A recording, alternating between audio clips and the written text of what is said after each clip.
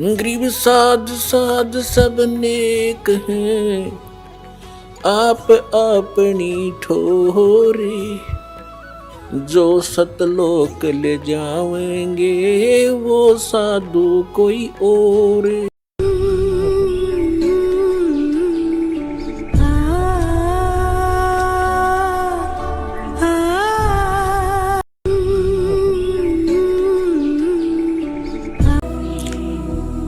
तो यहाँ गीता अध्याय नंबर 16 श्लोक 23 में कहा कि शास्त्र विधि को त्याग कर जो मनमाना आचरण करते हैं, मनमानी साधनाएं करते हैं, उनको न तो कोई सुख होता है, न कोई उनको सिद्धि प्राप्त होती है, और न ही उनकी गति होती है, अर्थात व्यर्थ, यूजलेस।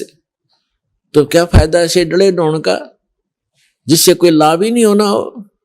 तो इसलिए 24वें श्लोक में श्रीमद् भगवद गीता अध्याय 16 के 24वें श्लोक में तुरंत कहा है, इससे तेरे लिए अर्जुन कर्तव्य और अकर्तव्य की व्यवस्था में सदग्रंथ ही प्रमाण है।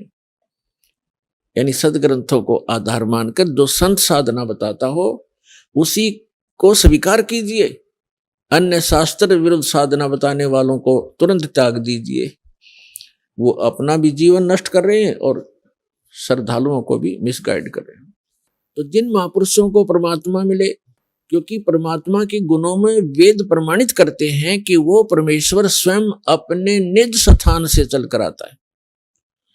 परमात्मा परमेश्वर ऊपर के लोक में रहता है, सत्यलोक में, और वहां से चलकर आते हैं सहशरीर, यहां अन्य रूप धारण कर लेते हैं और अच्छी आत्माओं को मिलते हैं जो दृढ़ भक्त होते हैं, उनको उपदेश देते हैं, यथार्थ ज्ञान समझाते हैं और फिर अपने से परिचित कराते हैं। सतलोक अपने निज स्थान ले जाकर उनको वापस छोड़ते हैं और वो परमात्मा 3 स्थिति में हमारी केयर टेक करते हैं, हमारी देखभाल करते हैं।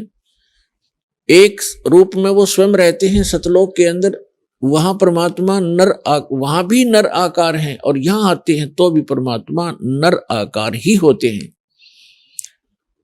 तो सतलोक में जो परमात्मा के शरीर की स्थिति है वो मनुष्य दृश्य है, मनुष्यवत है। उनके शरीर का जो तेज है, नूर है।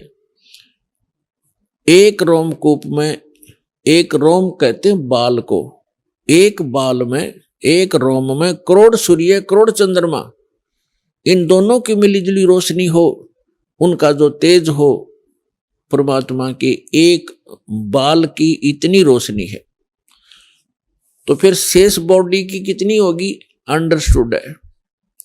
ये तो वहां परमात्मा एक रूप में ऐसे रोल करते हैं, ओवरऑल कंट्रोलर और ओवरऑल क्रिएटर के रूप में वहां विराजमान है। वो परमात्मा जो बनारस में, काशी में धानक रूप में, जुल्हा रूप में यहां रहे थे, अभी कलयुग में सन 1398 से और सन 1518 तक 120 वर्ष रहे थे। वही परमात्मा उस असंख्य ब्रह्मांड के कंट्रोलर के सिंहासन पर विराजमान है, उस तख्त पर विराजमान है। उसके विषय में आंखों देखा उन महापुरुषों ने बताया है, जिनको परमात्मा मिले और सचखंड लेकर गए, फिर वापस छोड़ा।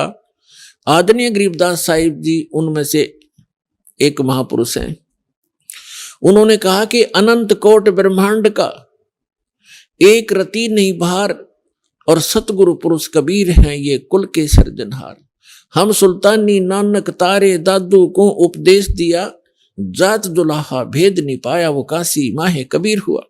ये काशी में जुलाहा रूप में जो रहे थे परमात्मा, ये असंख्य ब्रह्मांड के स्वामी हैं। हम इनको पहचान नहीं सके क्योंकि हमने परमात्मा की परिभाषा ही गलत सुन रखी है। कोई निराकार बताता है, कोई साकार कहता है, तो श्री राम और कृष्ण, विष्णु और शंकर भगवान तक हमारी बुद्धि सीमित कर रखी थी। इसलिए हम लाल को पहचान नहीं सके। हम 10 के नोट की भी कदर जानते हैं, हम 100, 500 और 1000 के नोट को भी खूब पहचानते हैं, लेकिन हम लाल से परिचित नहीं है, आज भी परिचित नहीं है। यहाँ कोई लाल डाल दिए जाए, आप उनको छोड़कर चले जाओगे, और 1000 का नोट पड़ा हो तुरंत उठाओगे। चाहे किसी का ये भी कहो कि भी किसका है देखिएगा, किसी का हो तो ले लीजिए, आपको उसकी कदर है, लाल का पता नहीं। तो ये लाल है परमपिता परमात्मा कबीर जी, जो सारी सृष्टि के रचनहार और सतपुरुष कहलाते हैं, जिसको गीता अध्याय नंबर 8 के श्लोक नंबर 3 में परम अक्षर पुरुष कहा है, परम अक्षर ब्रह्म कहा है। और ये अन्य जितने भी देव हैं, कोई 1000 का नोट है, कोई 500 का, कोई 10 और 20 और 50 100 का, तो इनको तो आप अच्छी तरह ग्रहण कर लेते हो। लेकिन एक लाल आपको मिल जाए तो इन 1000 के नोटा की गिनती अनार आपके पास कितने हो जाएंगे, उसी से मिल जाएंगे वो।